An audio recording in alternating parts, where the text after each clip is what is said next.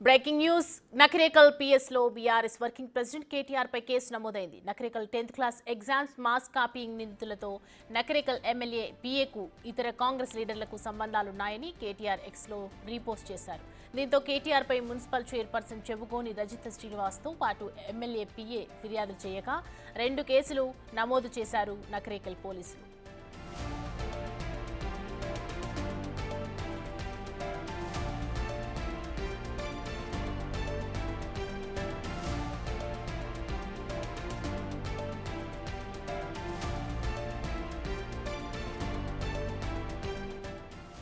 తమకు తమ ఎమ్మెల్యేకు ఈ విషయంలో ఎలాంటి సంబంధం లేదన్నారు మున్సిపల్ చైర్పర్సన్ రజిత. ఉద్దేశపూర్వకంగా కేటీఆర్ తమపై తప్పుడు ఆరోపణలు చేశారని, చట్టపరంగా ఆయనపై చర్యలు తీసుకోవాలని డిమాండ్ చేశారు.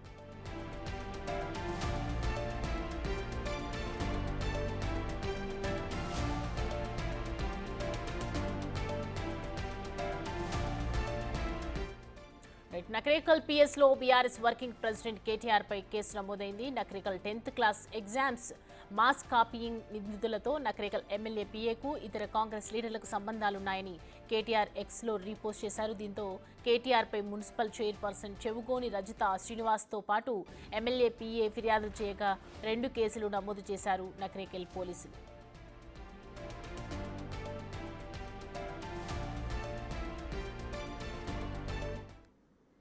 ఈ అంశానికి సంబంధించి పూర్తి డీటెయిల్స్ మా ప్రతినిధి రమేష్ అందిస్తారు. రమేష్, చూస్తున్నాం కదా కేటీఆర్ అంటే ఒక కేసు నడుస్తుంది కదా, 10th పేపర్ లీక్ కేసుకు సంబంధించి ఒక కేసు నడుస్తున్నప్పుడు కేటీఆర్ అలా ట్వీట్ చేయడం ఎంతవరకు కరెక్ట్ అంటారు?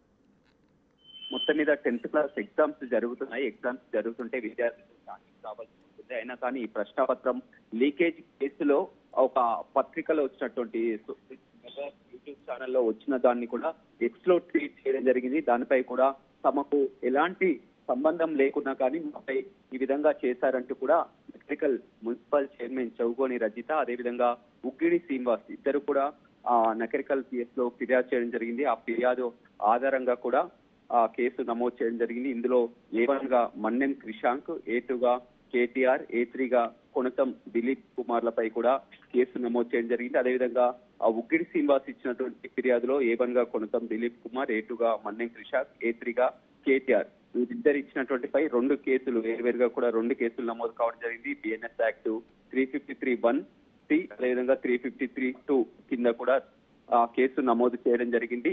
మనం చూడడం జరిగింది నకరేకల్ 10th క్లాస్ పరీక్షా పత్రాల్లో మొత్తం 11 మందిపై ఇప్పటికే కేసు నమోదు చేయడం జరిగింది. అందులో 5గురిని అరెస్ట్ చేసి రిమాండ్ కూడా తరలించడం జరిగింది. కానీ ఇందులో ఎలాంటి సంబంధం లేకున్నా కానీ మున్సిపల్ చైర్మన్ డ్రైవర్ పై, అదేవిధంగా ఉగ్గిడి శ్రీనివాస్ పై కూడా ఈ విధంగా నిరాధారంగా ప్రచురించారు.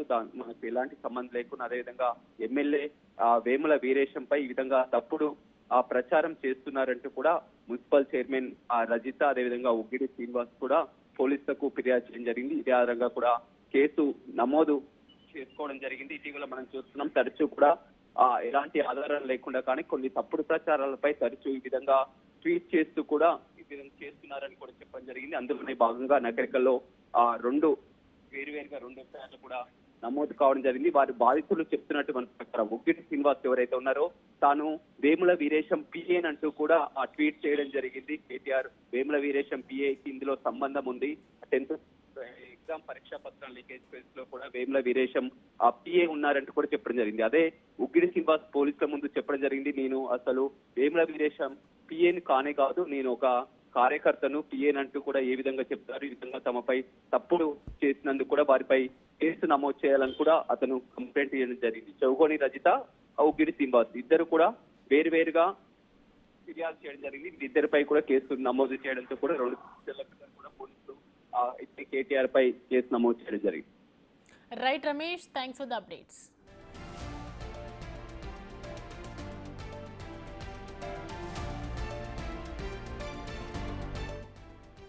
మొన్న 21వ తారీఖు నాడు జరిగిన 10వ తరగతి పరీక్ష పేపర్ మాస్ కాపింగ్ విషయంలో నా పైన నిరాధారమైన ఆరోపణలు చేసినటువంటి వారు ఈ విషయంలో నేను తీవ్రంగా ఖండిస్తున్నాను.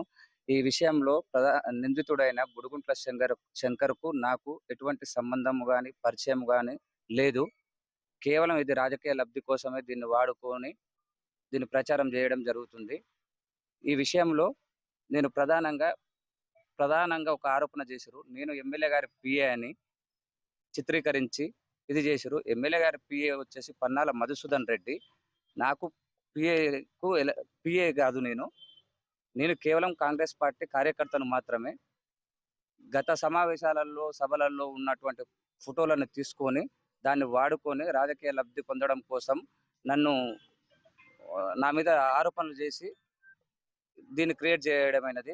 దీనికి సంబంధించి ముఖ్యంగా Telugu scribe channel, mirror TV, T news మరియు మన్నె క్రిషాంక్, దిలీప్ కొనతం గారు వీళ్ళందరూ ట్విట్టర్లలో వాళ్ళ మాధ్యమాలలో ప్రచారం చేయడం జరిగింది.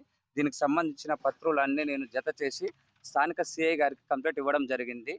ఇట్టి విషయంలో ఎవరు బాధ్యులయ్యారో వాళ్ళందరి మీద కఠిన చర్యలు తీసుకొని నాకు న్యాయం చేయగలరని కోరుతున్నాను.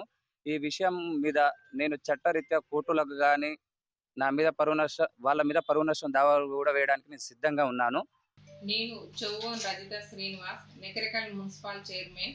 మొన్న జరిగిన 10th పేపర్ లీకేజీ విషయంలో మాకు ఎలాంటి సంబంధం లేకున్నా కూడా మా మీద, మా ఎమ్మెల్యే గారి మీద తప్పుడు దుష్ప్రచారాలు చేస్తున్న బీఆర్ఎస్ సోషల్ మీడియా బ్యాచ్,